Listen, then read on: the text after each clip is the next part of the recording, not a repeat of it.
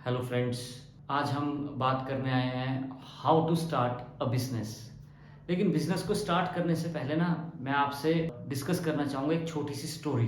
दो भाई होते हैं एक शहर के अंदर। दोनों भाई अपना बिजनेस स्टार्ट करते हैं। 30 साल की एज में दोनों अपना बिजनेस स्टार्ट करना शुरू करते हैं। By the age of 50 years एक भाई के पास 4 घर होते हैं, अच्छी गाड़ी होती है और अच्छा बैंक बैलेंस भी होता है। दूसरा भाई जो है उसके साथ क्या होता है, वो जब उसने बिजनेस स्टार्ट किया था दोनों भाई रेंट के घर में रह रहे थे। जो दूसरा भाई है वो आज भी रेंट के घर में ही है। उसके ऊपर देनदारियां ज़्यादा हो गई हैं और उसका बिजनेस भी जो है वो धीरे धीरे धीरे धीरे खत्म हो जाता है। दोनों भाई एक ही माँ बाप की औलाद, दोनों को सेम अपॉर्चुनिटी मिलती है, सेम बिजनेस एनवायरनमेंट मिलता है।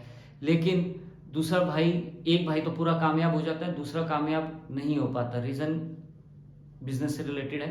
क्यों नहीं हो पाता है? क्योंकि डिसिप्लिन। अगर हम बिजनेस को स्टार्ट कर रहे हैं तो हमें बिजनेस के अंदर डिसिप्लिन फॉलो करना पड़ता है। जो बड़ा भाई है उसने डिसिप्लिन बना के रखा। उसने पहले इनिशियली 10 साल 12 साल सिर्फ और सिर्फ मेहनत करी। अपना जितना भी पैसा आ रहा था बिजनेस का वो कुछ घर के खर्चे में और बाकी वो बिजनेस को एक्सपैंड करने में लगा रहा था। दूसरे भाई ने क्या किया, बिजनेस आया उस पैसे को शो ऑफ में लगा दिया। महंगे फोन खरीदे, महंगी गाड़ियां खरीदी, वेकेशंस पे जा रहा है। बिजनेस में कुछ भी एक्सपैंड करने के लिए पैसा नहीं लगाया। तो आखिर में हुआ क्या, 20 साल बाद एक भाई तो बहुत बढ़िया ग्रो कर गया और दूसरा भाई बिल्कुल बुरी तरीके से फेल हो गया। मेरा आपको ये स्टोरी बताने का मोरल है वो ये है कि अगर हम बिजनेस शुरू करना चाह रहे हैं तो जो हम आज डिस्कस करेंगे उसमें एक चीज़ बहुत इंपॉर्टेंट है हर स्टेप पे, और वो है डिसिप्लिन। अगर आप ढंग से डिसिप्लिन में रह के बिजनेस के हर स्टेप को फॉलो करेंगे तो आप ज़रूर बिजनेस में कामयाब होंगे और वो बिजनेस आपको फाइनेंशियली फ्री ही करेगा। वो आपको कहीं पर किसी तरीके के चैलेंजेस, किसी तरह परेशानी में नहीं डालेगा। लेकिन जहां पर भी आपने डिसिप्लिन तोड़ा, आपके लिए चैलेंजेस, आपके लिए फाइनेंशियली डिफिकल्टीज और टेंशन और स्ट्रेस, ये सब आपको उसके साथ गिफ्ट में मिलेगा। तो आई फ्रेंड्स, लेट्स स्टार्ट। जो हम आज टॉपिक पे बात कर रहे हैं, how to start a business. Let's start our topic. So friends, discussion start करने से पहले इस चैनल को सब्सक्राइब करें, इस वीडियो को लाइक करें और शेयर करें, और जो लोग बिजनेस करना चाहते हैं उनके साथ इस वीडियो को जरूर शेयर करें। सबसे पहले जो हमारे को बिजनेस में रखना है वो है जनरेशन ऑफ आइडिया। अब जो बिजनेस का है, हम सब सोचते हैं ये बिजनेस करें, वो बिजनेस करें, या किस तरह का बिजनेस करें, हमें नहीं पता चलता। आधे से ज्यादा लोग जो इंस्पायर्ड होते हैं वो इंस्पायर्ड होते हैं हमारे आस पड़ोस में किसी को या शहर में किसी को देख के, भाई उस आदमी के पास तो इतनी बड़ी गाड़ी है, उसके पास इतना बड़ा बंगला है, उसकी इतनी बड़ी दुकान है, इतना बड़ा शोरूम है या फैक्ट्रीज है, तो ये आदमी इतने बड़ा बिजनेस कर रहा होगा। और हम उसको देख देख के सोचते हैं कि हमें भी कुछ इस तरीके का बड़ा ही करना पड़ेगा या बहुत सारा पैसा लगाना पड़ेगा। जी नहीं, इसकी जरूरत नहीं पड़ती है। आपको सबसे पहले आइडिया देखना है।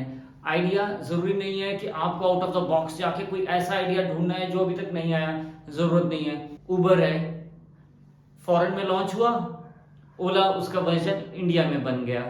अमेजॉन लॉन्च अमेरिका में हुआ, 10 साल बाद उसका वर्जन फ्लिपकार्ट के तौर पर इंडिया में लॉन्च हो गया। तो इट्स नॉट नेसेसरी कि आपको कोई आउट ऑफ द बॉक्स या बिल्कुल कुछ नया निकाल कर लाना है। लोग क्या करते हैं, जो दूसरा काम जिसने पहले सिस्टम आई उसमें सिस्टम तैयार किया, आप उस सिस्टम को सीख सकते हैं और उस सिस्टम के अकॉर्डिंगली आप अपना बिजनेस बना सकते हैं। आप चाहे छोटा बिजनेस स्टार्ट करें, बिल्कुल छोटे से स्टेप बाय स्टेप लेके, जो हमने पिछली वीडियो में मैंने बात करी थी कि we have to start by step. तो वही है, मुझे ये देखना है कि मैं जिस मार्केट में काम करना चाहता हूं उस मार्केट में जो लोग हैं, जो मेरे कस्टमर हैं, वो क्या चीज को चाहते हैं। So first you have to do what, you have to find customer. जो मार्केट में आपको वहां पर कस्टमर है, वो कस्टमर की क्या नीड है। बिजनेस का जो जनरेशन ऑफ आइडिया वो मेरे हिसाब से नहीं जनरेट होगा कि मेरे को ये चीज पसंद है तो मैं वो कर दूं। नहीं, आपका जो बिजनेस जनरेशन का आइडिया आना चाहिए वो आना चाहिए कि कस्टमर को क्या चाहिए, उस पर्टिकुलर एरिया में जहां बिजनेस करना चाहते हैं वहां लोगों की जरूरत क्या है। क्योंकि जब जरूरत होगी तो बिजनेस की डिमांड आएगी ही आएगी। सेकंड चीज है, जब हम बिजनेस, आपके दिमाग में एक आइडिया आ गया कि इस आइडिया पे मैं काम करना चाहता हूँ, second what you have to do, आपको एक कॉपी और पेन लेना है और आपको अपना बिजनेस प्लान तैयार करना है। मेरा जो बिजनेस का पर्पस है वो क्या है, सबसे पहले I have to write that thing. मुझे लिखना पड़ेगा कि मैं क्या कस्टमर को इस बिजनेस में देना चाहता हूँ, ये सबसे जरूरी चीज है।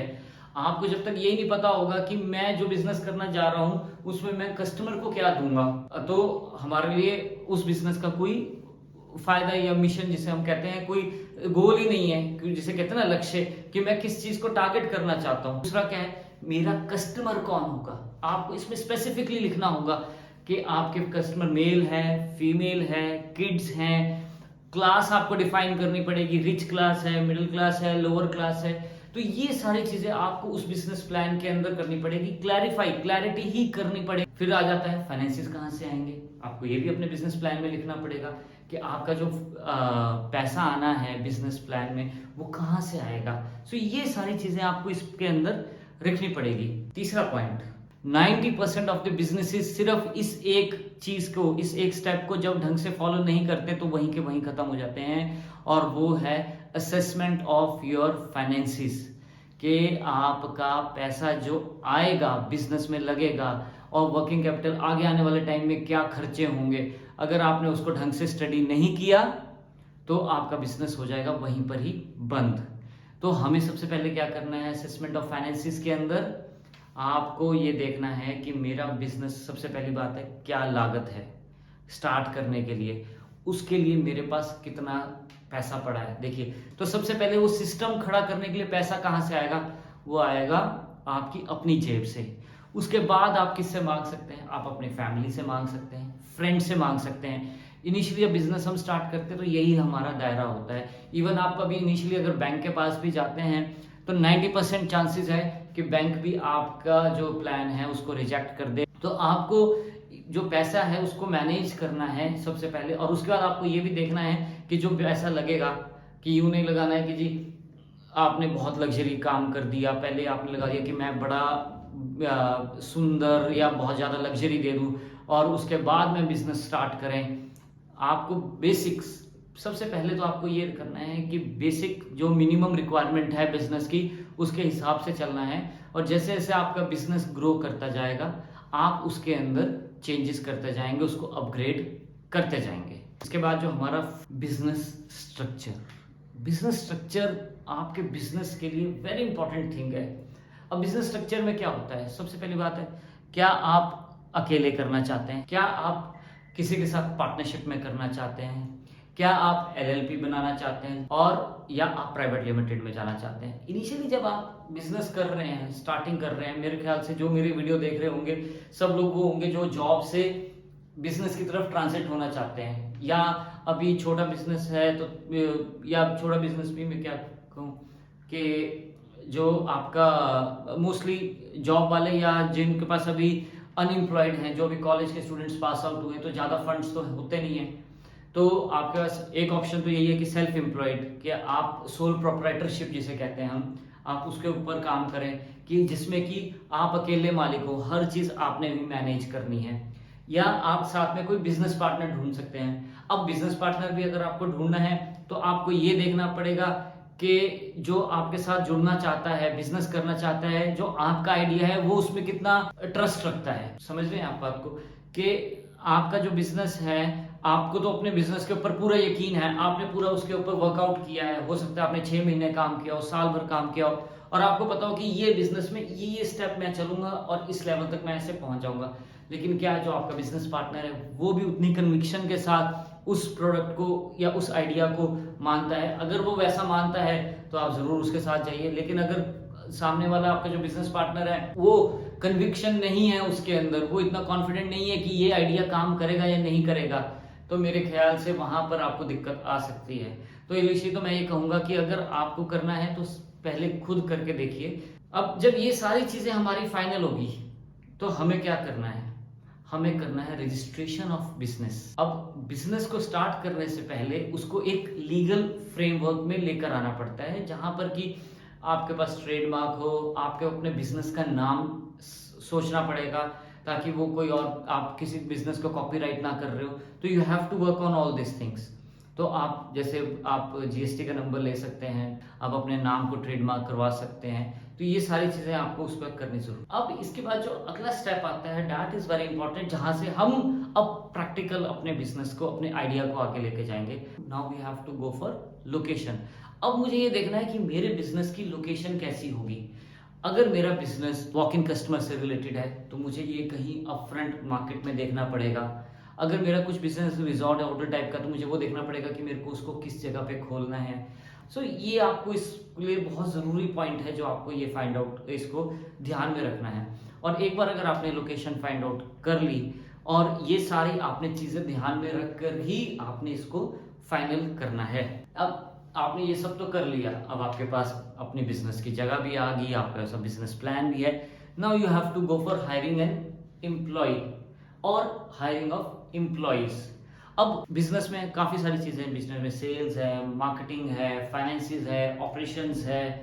अब आप अगर आप सोल प्रोप्राइटरशिप में जा रहे हैं, छोटा बिजनेस है और आपको लगता है कि आप सब कुछ एक ही जगह पे हैंडल कर सकते हैं, आपको फाइनेंसिस की भी नॉलेज है, आपको मार्केटिंग की भी नॉलेज है, आपको ऑपरेशंस की, जिस फील्ड में आपका एक्सपर्टीज नहीं है, फॉर एग्जांपल फाइनेंसिस, आपको नहीं पता है कि भाई जीएसटी की रिटर्न्स कैसे फाइल करनी है, टैक्सेशन का क्या है, चार्जिंग कितनी होगी, क्या पेमेंट्स होंगी, तो आपको हो सकता है इसके लिए you have to hire an accountant. So hiring an employ is very important part.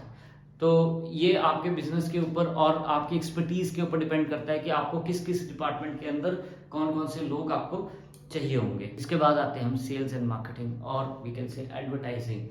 देखिए बिजनेस इतना आपका सबसे इंपॉर्टेंट चीज क्या है, हमने बात करी पैसा तो है ही है, लेकिन उस पैसे को आपने लगाना कहाँ है।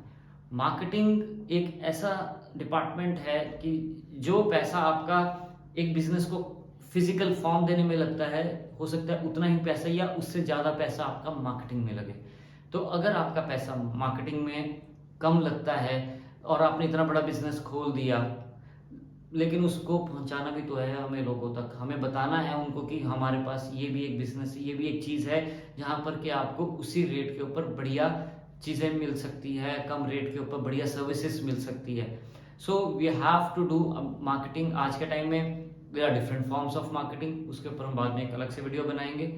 लेकिन आपको बेसिकली समझना पड़ेगा कि you have to go for online marketing and offline marketing. आपको अपनी बात मैक्सिमम लोगों तक पहुंचानी है कि हम मार्केट में आए हैं, हम ये बेस्ट प्रोडक्ट बेच रहे हैं और हम इस प्रोडक्ट में विद बेस्ट सर्विसेज के साथ बेच रहे हैं और एट उस प्राइस पे बेच रहे हैं जो कि आपको मार्केट से बेस्ट मिलेगा। लेकिन you have to go for what, you have to go for marketing. Next जो आ जाता है हमारा पॉइंट, वो आता है डिसीजन मेकिंग। अब डिसीजन मेकिंग, आपने बिजनेस का सारा कुछ कर लिया, हर बिजनेस के अंदर बहुत सारे उतार चढ़ाव आते हैं, बहुत सारे प्लस चीजें आती हैं, बहुत सारी माइनस चीजें आती हैं। आपके बिजनेस में अगर आपको कोई सच बताएगा तो वो आपकी बैलेंस शीट बताएगी, आपका प्रॉफिट एंड लॉस अकाउंट बताएगा। आपको ये देखना है कि आपका मंथली खर्चा कितना आया, आपका मंथली प्रॉफिट कितना आया, आपका बिजनेस कहाँ से ज्यादा आ रहा है, आपका कस्टमर किस एरिया से ज्यादा आ रहा है, आपका कस्टमर किस चीज को ज्यादा पसंद कर रहा है। तो ये सारी चीजें आपको आपकी बैलेंस शीट, आपका प्रॉफिट एंड लॉस अकाउंट बताएगा, ना कि आपका कोई दोस्त या आपका कोई मित्र बताएगा। लास्ट पॉइंट जो अब हम इसमें डिस्कस करेंगे वो है how to scale, how to expand, how to grow your business. अब आपने बिजनेस स्टार्ट किया, 6 महीने, साल, 1.5 साल, 2 साल, आपने उसको एक लेवल के ऊपर आप ले आए जहां पर कि अब आपको ये पता है कि मेरे पास ये जगह है और मैं अपने फुल रिसोर्सेज भी अब यूज कर रहा हूं, मुझे प्रॉफिट भी अच्छा आ रहा है, अब इसको आगे कैसे बढ़ाया जाए। तो that is very important thing, business को बढ़ाना। अगर आपने बिजनेस को नहीं बढ़ाया तो बिजनेस धीरे धीरे क्या होता है, कम होता जाता है। So you have to change your business, you have to make some changes, you have to expand, you have to increase the scale of your business। तो वो आपको करना बहुत ज़रूरी है। तो दोस्तों ये सारा हमने डिस्कस किया, ये पॉइंट्स आपने सारे के सारे देखे। अगर आप ये सारे के सारे पॉइंट्स को फॉलो करते हैं तो मैं आपको शॉर्ट बताता हूँ, आप बिजनेस बड़े इजीली कर लेंगे। लेकिन अगर इनमें से कुछ पॉइंट्स भी आपने मिस किए तो आपको फेलियर्स और बहुत सारे चैलेंजेस को फेस करना पड़ेगा। लेकिन इस चीज़ को आप फॉलो करके चलेंगे, you will surely get success in your business.